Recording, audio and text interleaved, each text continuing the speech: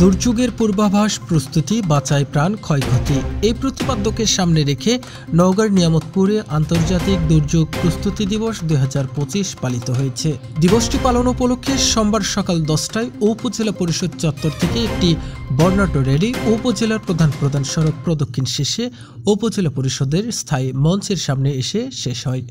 এ সময় উপজেলা আইসিটি কর্মকর্তা রাসেল রানার সঞ্চালনায় সভাপতিত্ব করেন উপজেলা প্রকল্প বাস্তবায়ন কর্মকর্তা মোহাম্মদ এনামুল হক।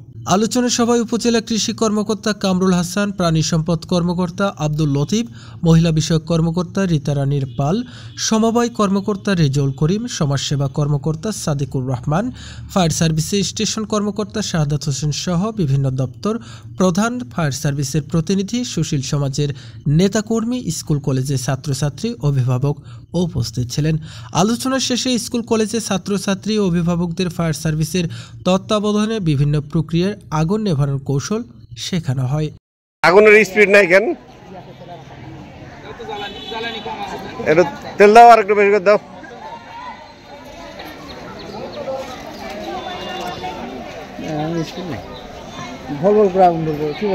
তেল দিচ্ছেন।